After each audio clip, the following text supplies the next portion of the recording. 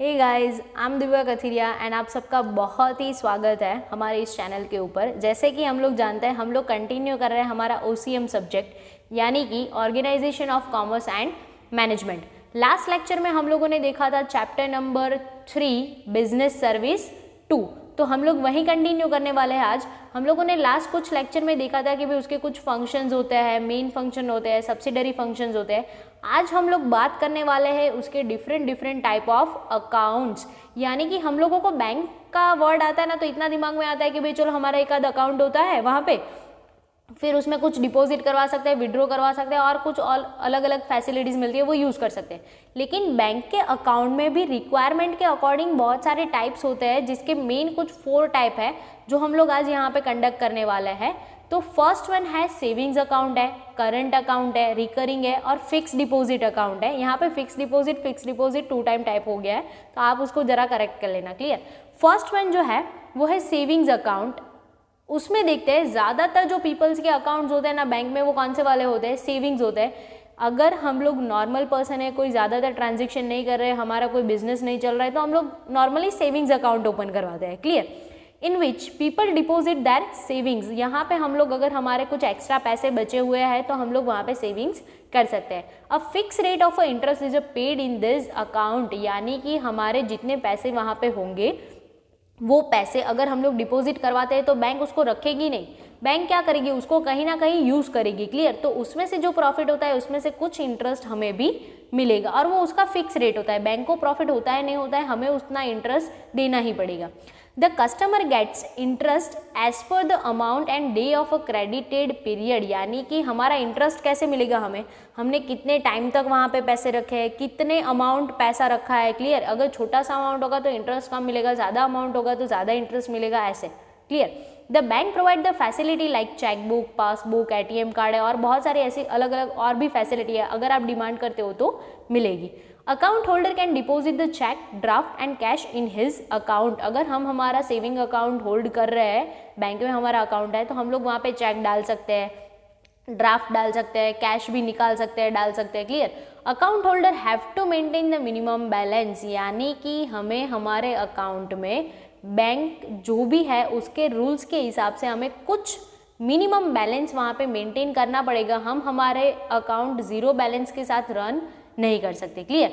फिर then after है holder can withdraw the amount with limited times in a month, यानी कि हम लोग एक मंथ में कुछ लिमिटेड टाइम तक ही ट्रांजेक्शन कर सकते हैं। ऐसा नहीं है कि हर रोज जाके हम लोग कितने भी ट्रांजेक्शन है वो कर सकते हैं, उसका कुछ लिमिटेशंस होता है, तो इसके हिसाब से हम लोग ट्रांजेक्शन डन कर सकते हैं। Which account can be open and individual और जॉइंटली, यानी ये जो सेविंग्स अकाउंट है वो आप जॉइंटली भी ओपन करवा सकते हो, आप अकेले का भी ओपन करवा सकते हो। क्लियर। सेकेंड वन है करंट अकाउंट।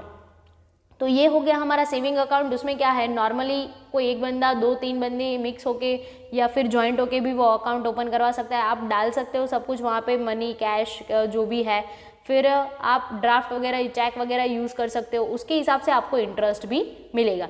सेकेंड वन है करंट अकाउंट। अब करंट अकाउंट में और सेविंग अकाउंट में क्या फ़र्क होता है देखते हैं। This account can be open with the name of an individual और अ बिजनेस यूनिट, यानी कि हम हमारे नाम से ओपन करवा सकते हैं, प्लस हमारा जो कोई बिजनेस चल रहा है तो बिजनेस के नाम से भी हम लोग ये अकाउंट ओपन करवा सकते हैं।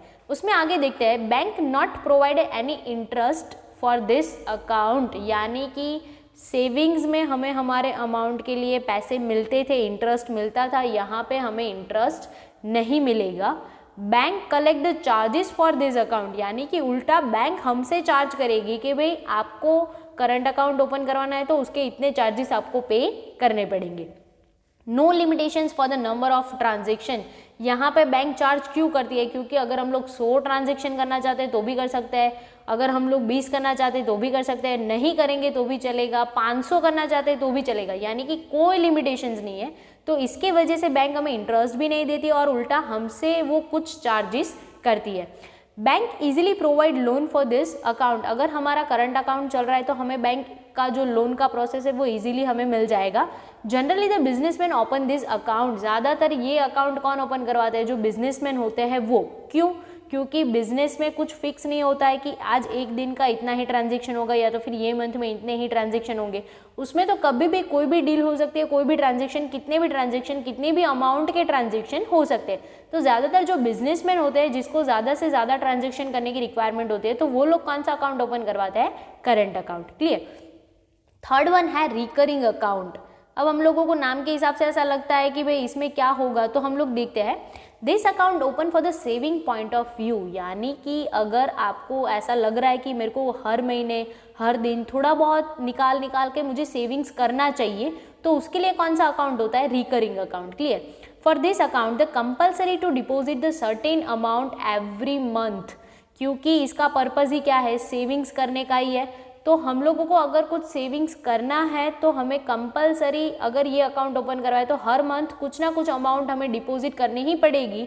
वो कंडीशंस के हिसाब से होती है। आपने जितना डिसाइड किया है कि मेरे को 5000 हर मंथ डिपॉजिट करना है, तो आपको हर महीने 5000 आपके पास है नहीं है, कहीं पे भी अरेंज करके आपको वहाँ पे डिपॉजिट करवाने ही पड़ेंगे। यानी कि ये क्या है, हम लोग हर मंथ कुछ ना कुछ सेविंग्स करते जाते हैं।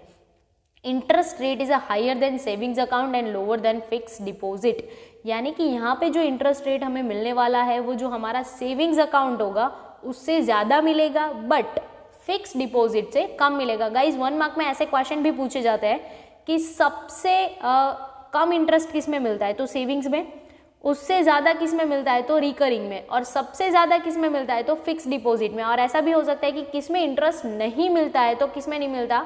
करंट अकाउंट में। क्लियर।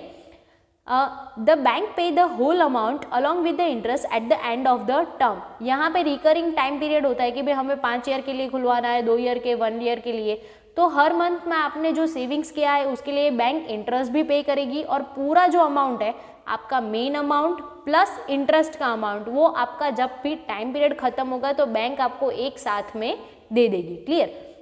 अब फोर्थ वन जो हमारा अकाउंट है वो है फिक्स डिपॉजिट, यानी कि अगर हमारे पास कुछ ऐसे पैसे हैं कि जिसका हम लोगों को कुछ ईयर के लिए यूज़ ही नहीं करना है, तो हम लोग उसका एज अ एफडी भी करवा सकते हैं। उसको एफडी बोलते हैं, आप लोगों ने सुना होगा शायद। तो हम लोग उसका एफडी करवा सकते हैं, उसमें इंटरेस्ट रेट हमें बहुत ज़्यादा मिलता है। बेटर है कि हम लोग घर पे पैसे रखें, उसका कुछ हो नहीं रहा है तो फिक्स डिपॉजिट में डाल दें। Fix deposit means a source of a money which can be use by the bank, यानी कि बैंक उसको यूज़ कर सकती है फॉर द फिक्स टर्म।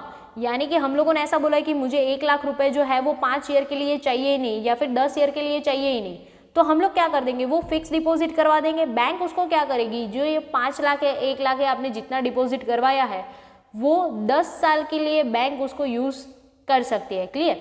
फिर at the depositor can not withdraw the money until the maturity date, यानी कि आपने ऐसा बोला है कि मुझे 10 ईयर का एफडी करवाना है, मुझे 10 ईयर के बाद ये पैसे चाहिए, तो आप 10 ईयर से पहले, 10 ईयर से पहले, before the 10 year you can not withdraw money, यानी कि हम लोग उसको निकाल नहीं सकते।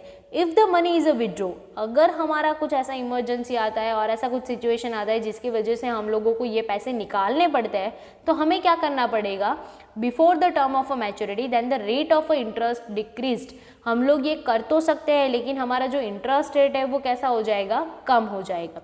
The bank give the return guarantee for the amount back with interest। अगर हम लोगों ने 10 साल के लिए पैसे लगाए तो हम लोगों को ऐसा लगेगा कि भाई चलो अगर बैंक भूल गई तो, अगर बैंक ने देने से मना कर दिया तो हमारी सिक्योरिटी के लिए बैंक हमें रिटर्न में लिख के गारंटी देगी कि वो आपको आपका मेन अमाउंट प्लस इंटरेस्ट दोनों साथ में, जब भी आपका मैच्योरिटी पीरियड, टाइम पीरियड खत्म होगा तो आपको बैंक दे देगी।